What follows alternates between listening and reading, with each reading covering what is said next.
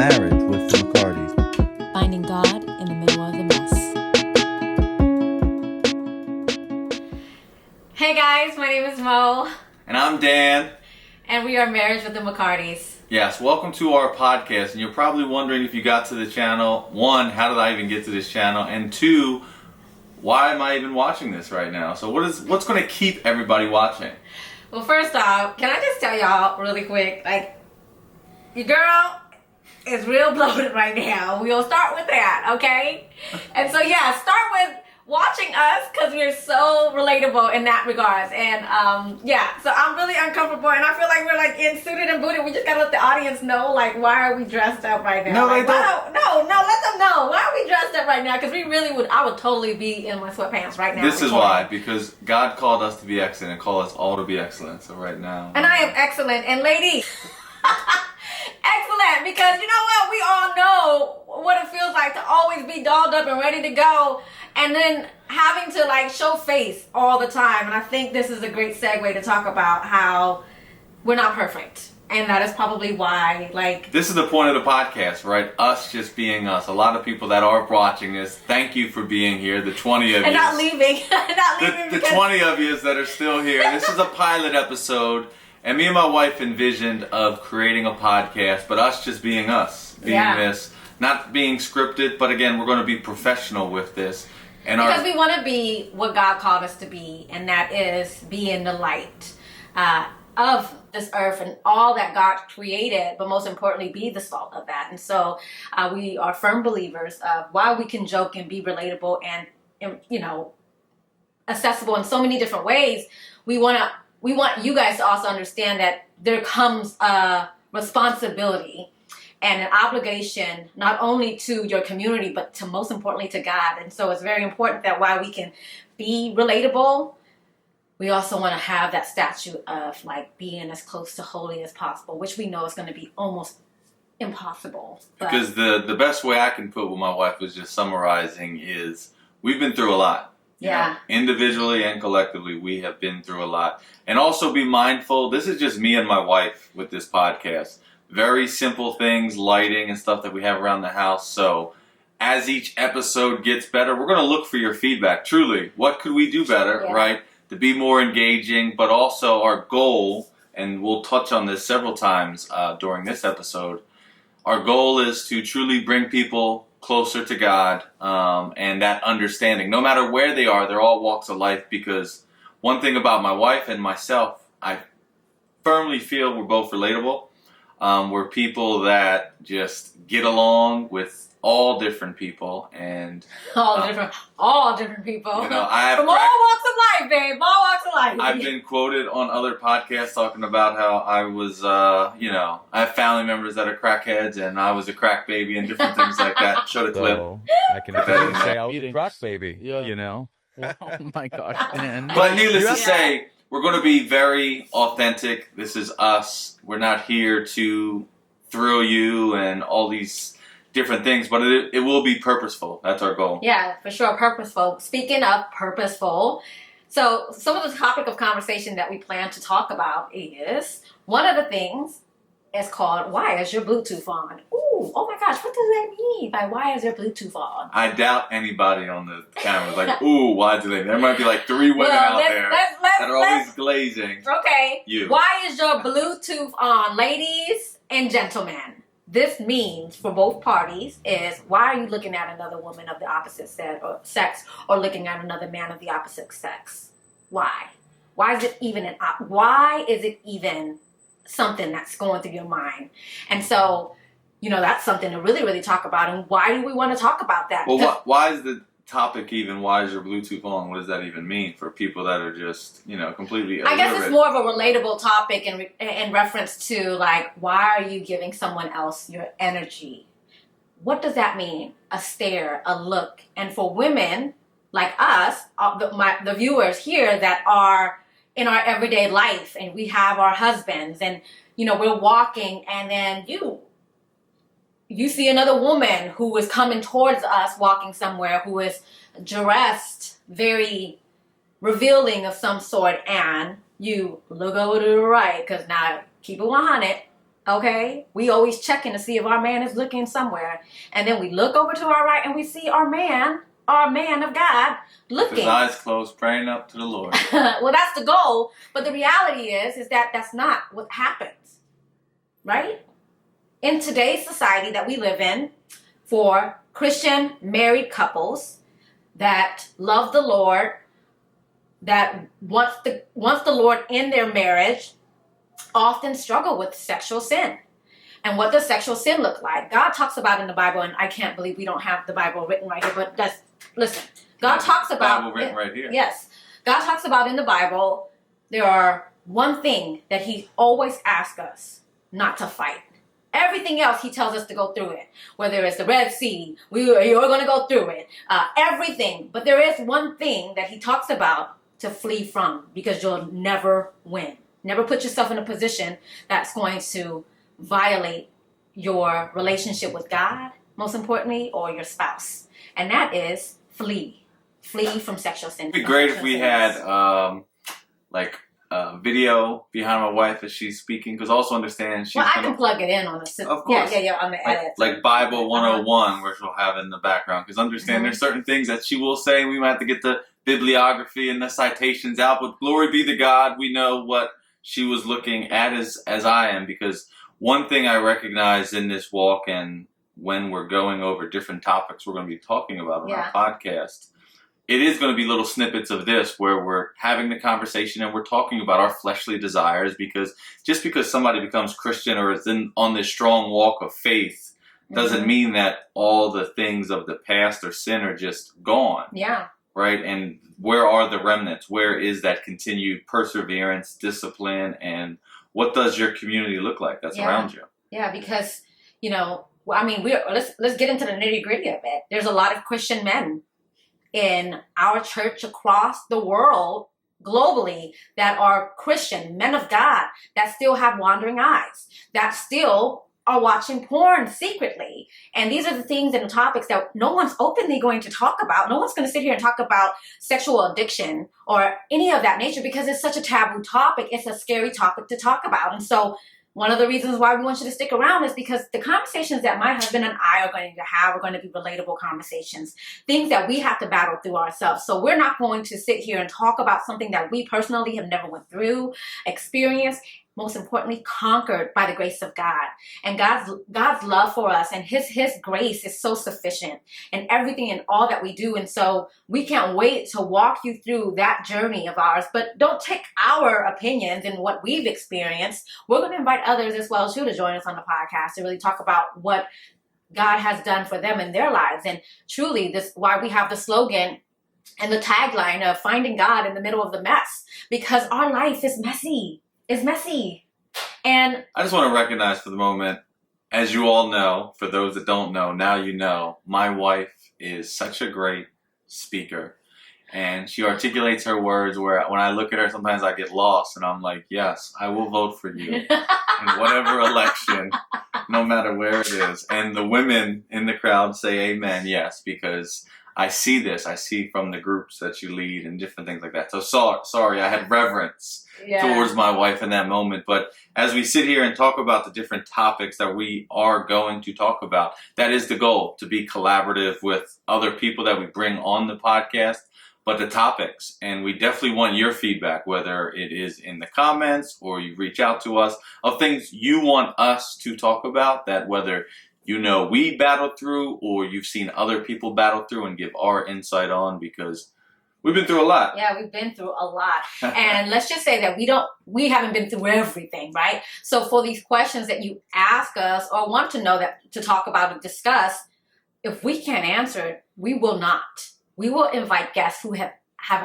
survived this and have conquered this through and by the grace of God onto the podcast to talk about these topics, because we're not experts, and we thank God for not giving us that position to be, matter experts on all topics. However, it's a nice portion of it that he has allowed us to experience where we can really truly facilitate this podcast and conversate and really talk to so many things of what marriages go through from the early days to the middle and to the crack of us getting a divorce.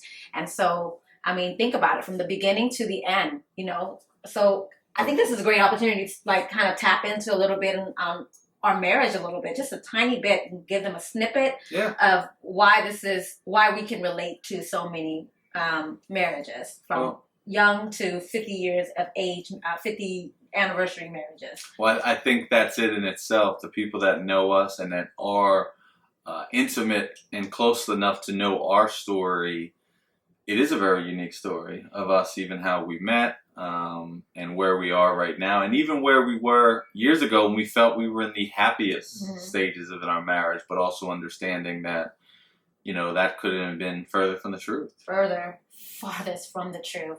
We dated exclusively,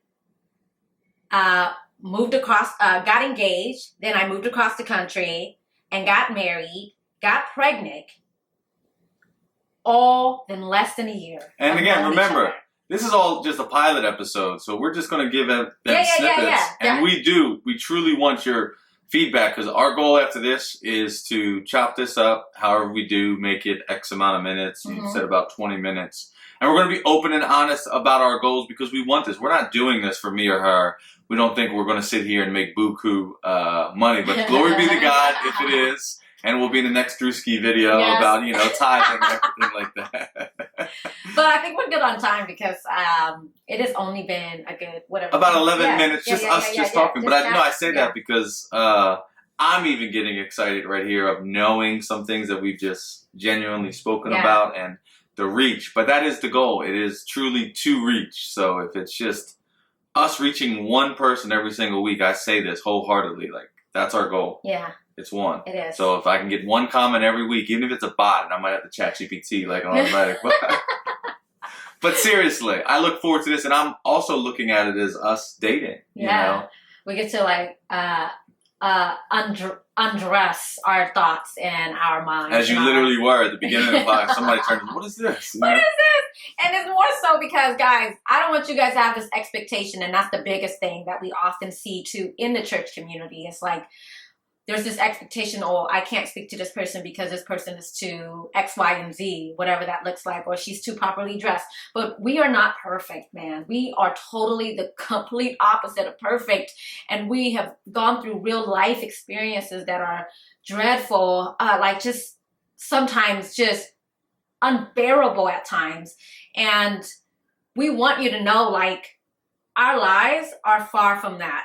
My husband, as some of you may know, is a public figure. I am too, also a public figure, because I have a nonprofit. And so we're always out running around with our head cuts off, doing 1,000,001 things, alongside having 4 beautiful babies, children, and also taking care of our brother-in-law, who is the joy of our life. Yeah, he's like a South Park episode every day, or Man TV. Look what I can do. Yeah, but all of this to really like just share with you all is that, well, that's one of the reasons why we're having this podcast, because you think you know, but you don't know. You think this person is just happy-go-lucky, but you have no idea. And we're not saying that we're always like, we're not. Man, there are days where we're just like, bro, we don't want to be here. Because the emphasis on this is that our life is a mess. Well, actually, let's not our lives. Pose that. That's fine, because some days we are a mess. Glory be to God. We get through it. But let's utilize this moment to really ask them a question. Those that are still watching, the 6, I think, people that are left watching this video. Right now, just gauge. If you're in a relationship, or if you're interested in somebody, or you've been in a long-term relationship, married, etc., just ask yourself, truly, how is your communication skills with your partner? And just ask yourself, could it be better? Do you wish it was better? And this is taking inventory on yourselves. That's another focus that I want to have on this podcast, is the inventory that we didn't take in our glory days. We swore. We were the cream best. Of the crop. Do you remember when we went to our first date night with the church right here at the hall, right here? And it was like, 2 years ago? And our friends asked us, how do you describe your love? And then we said, do you remember the word? Agape? We did. And that was 2023, beginning of 2023. February. It was like February 2023. Okay. No. February 2020. February 2023. And we were like, oh, what do you describe your word? We were like checking off the marks. We literally were, the audience, we're like, oh, we do that, we do that, we do that, we do, oh, we're good here, we're good here, we're good here. Who was that? That was far from that, because we were just in the space of like, okay, we are in the prime of our marriage. We are so happy. We're now going to church together. We're now paying tithes together. We're now, the kids are coming with us to church. We're going to these church events that the community is really putting together for us. And we were just like, oh, what describes our love is agape love. Oh my goodness. What happened after that? And then a couple months after that was just everything opposite of agape love. We wanted to bring up divorce. I mean, all the things you can think of under the umbrella, like seriously. But I say this to say is, when you think you're just perfect and God catches your ego in it, and God catches your, oh, you think you're perfect? Let me reveal some things that you are not perfect. Let me remind you of how unholy you are. Let me remind you of all the things that you are not, because you think you're so perfect. I get checked every time by God, like daily, like as many times. And I say this because... And that's why I check her so many times daily. When we're married, right, sometimes there's this like, oh, well, we're good here, we're good here. But really the reality is that, man... It's like this bare minimum standard. It's just a bare minimum. It really is. It's just the surface level of... And we're not calling your marriages bare minimum. We're talking reference to our marriage. We're holding ourselves accountable for where we were. We were so lackadaisical at one point. And even on the outside, people were like, oh, it's great. And don't get me wrong, we even felt great. But then recognizing where you felt you were the strongest, you actually might have been the weakest if you never really do that inventory. And that's what the emphasis of what I wanted to get at is really doing that self-reflecting inventory. So communication was a big deficit of mine early on in our relationship. Yeah, you hear me saying, agreeing. But because in the communication piece of it, we realized that there was a hidden life that me and him had individually. A hidden life that he had and a hidden life that I had. And what I mean when I say hidden life, and we talked about this in TBSL, which we would love to share more about what that looks like. We are in a leadership ministry school that's going to refine our skills to be leaders in the church. And we love being a part of something like that, because whether we are so great at what we do outside of the church doesn't mean that we're going to be great at doing something in the church. But anyways, we learned something most recently about purity, obedience, reverence and obedience. Mm-hmm. And what does that look like behind closed doors? We didn't have that back in 2017, 18, 19, 20, 21, 22, almost to 22. We didn't have that. And it was tough, man. It was tough, man. I can't wait to talk about... We're our 8th year of marriage for those that are... But again, this is just the pilot, so you're going to get just little snips and tips and tricks and tips and Can I just throw this nugget out here? When we lost millions of dollars. Sure. Yeah, okay. We want to be so transparent with you guys how money affected our entire marriage in every which way, which is one of the strongholds in our marriage. Well, that's a stronghold of men, I think. Again, going back to the inventory with communication, but then another aspect is how are you on your finances, individually, collectively, and then what strongholds or burdens? A lot of times when men, we naturally, and biblically, we're the providers, we're the protectors, right? So when we feel like we're not adequate, Yep, that's me. You're probably wondering how I ended up in this situation. Here we are, everybody. The end of our first episode is going to end with the most live moment going on right now in the city of Philadelphia. It's snowing. Wait, we have to tell them why it suddenly just cut to here.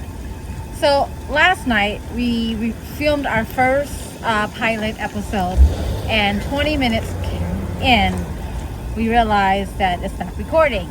And so we were closing out our statement, and it officially is not a closing statement. So here we are, just kind of sharing with you guys all the closing statement of why you should continue to watch us.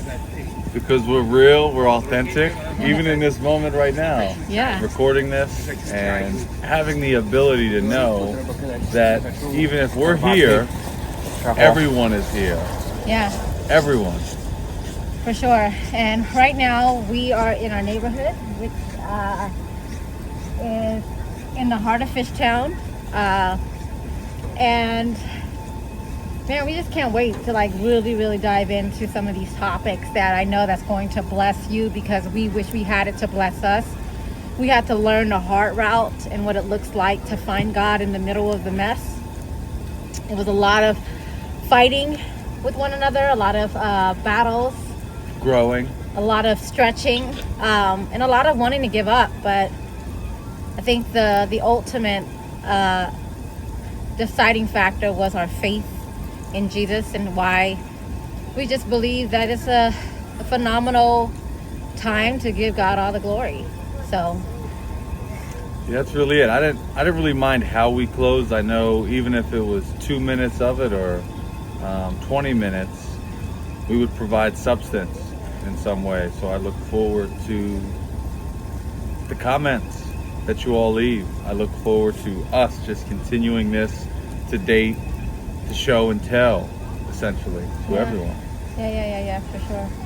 And guys, this is what it looks like, finding God in the middle of the mess.